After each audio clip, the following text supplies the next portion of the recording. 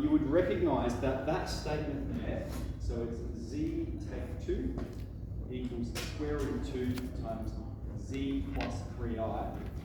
Okay, you would recognise that that is a circle. Okay. Now, without that number there, it's a line.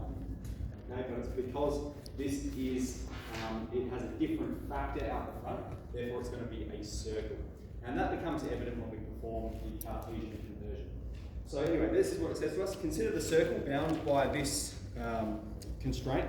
Find the circle in Cartesian form. So we'll go through it nice and long and slow. We're going to substitute x plus iy for z and process.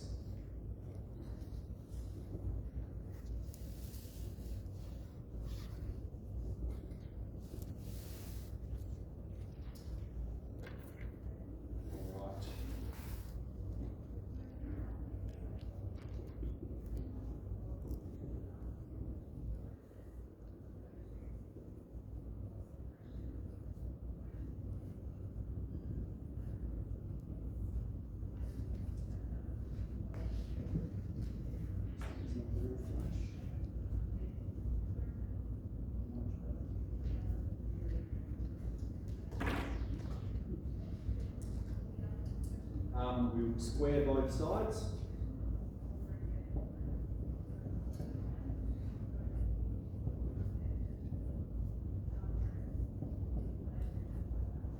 And then we're going to fully expand both sides and collect it to be a circle on one side.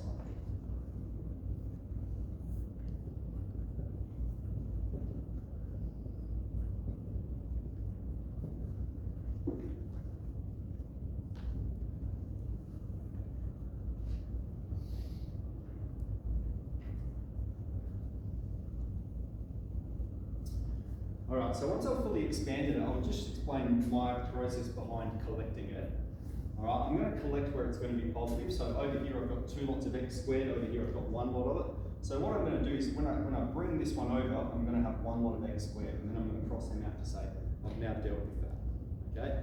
And you remember, if we're trying to find a circle, what we want to do is complete the square, which means I'm going to next move this x term over and write it next to the x squared term. So I can cross that one out, I've dealt with it.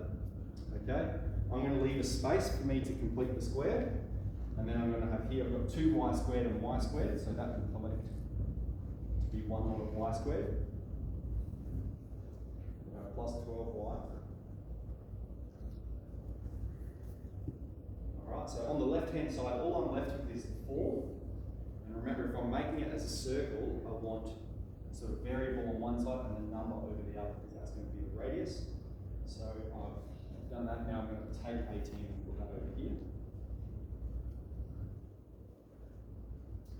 And now I'm going to complete the square. So if I had x squared plus 4x, the way I complete the square is by adding half of b squared to both sides. So I'm going to plus 2 squared here and plus 2 squared here. We're maintaining equality, legitimate operation. And then this one's going to be a plus 6 squared and plus 6 squared. Alright, so that's a good way of sort of doing it in one step. You're sort of eliminating the things up here and completing the square at the same time. So we'll collect that square and the y.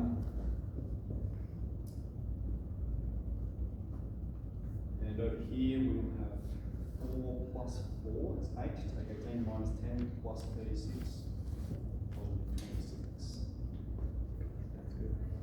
Alright, so it's an equation of a circle. It's got a centre, minus 2 minus 6, and it has a radius just over 5. We know 5 squared is 25, so it's just over 5, like 5.1-ish or something like that. Okay, graph it on the Argan plane. So I'll make it as best scale as I can here.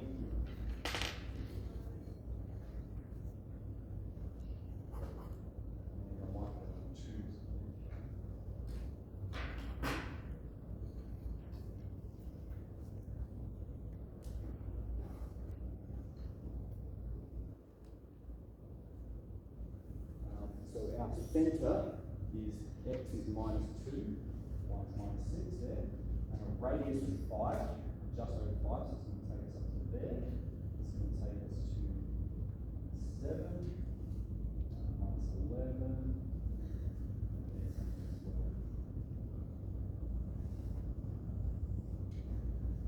our real axis, this is our imaginary axis.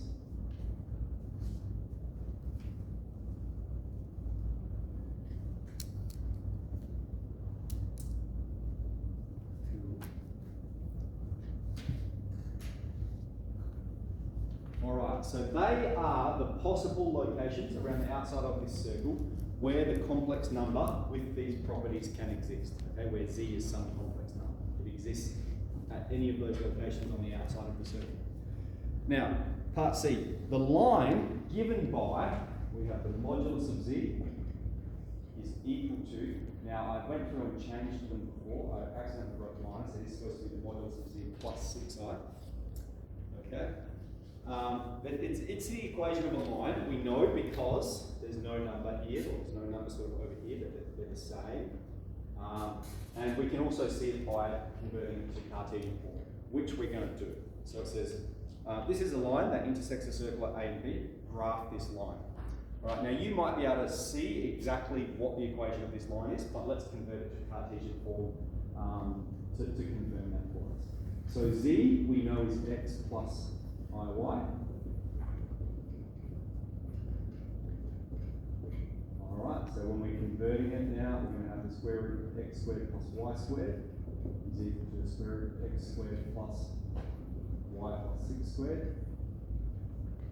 I'm going to square and expand both sides.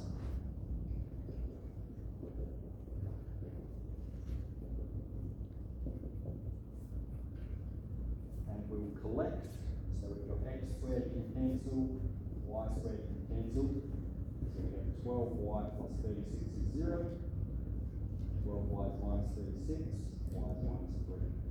So we have the equation of a horizontal line at minus 3. So if I'm going to sketch it on the Argan plane, it's going to be this line here. And it intersects at A and B. It doesn't matter where we locate them, but we have A and B. Alright. Part 2. Find the exact coordinates of A and B. Okay.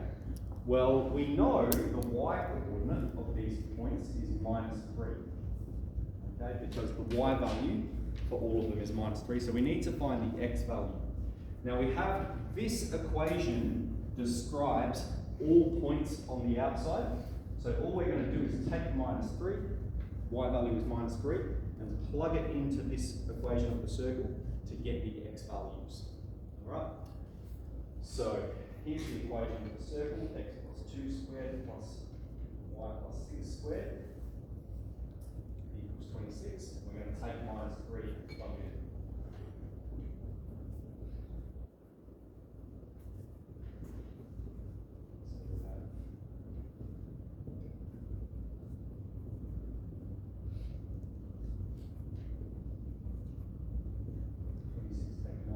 15.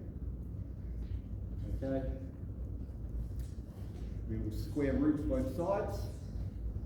X plus 2 is plus or minus the square root of 15. And then we'll have still two solutions. X is minus 2 plus root 15, and minus 2 take root 15. Okay, so let's list the coordinates of A and B. Given their relative positions. A is going to be minus 2 take root 15 because it's further to the left. That's the x value. That's the y value. B is going to be minus 2 plus root 15. And the y value is the same.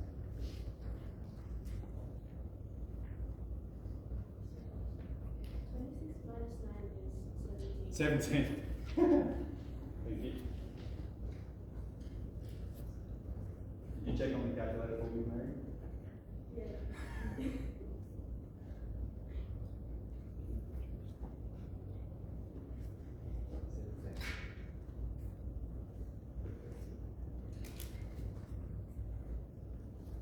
Very good.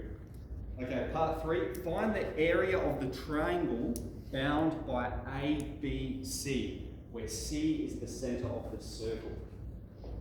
Okay, so here's the center of the circle.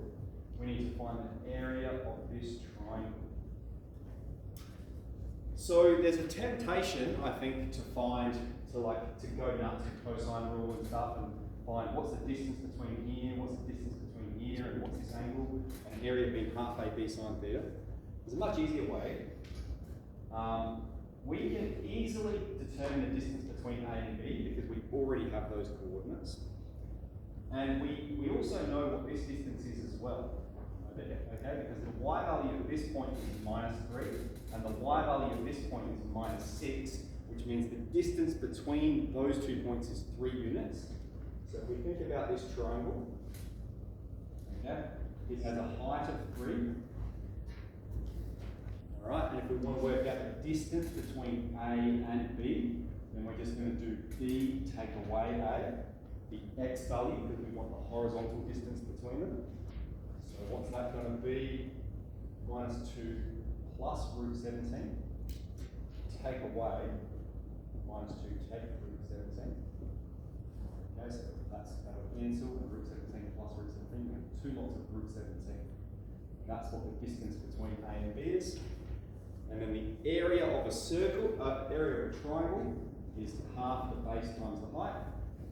So it's going to be half times 2 root 17 times 3, which is 3 lots of root 17 units squared.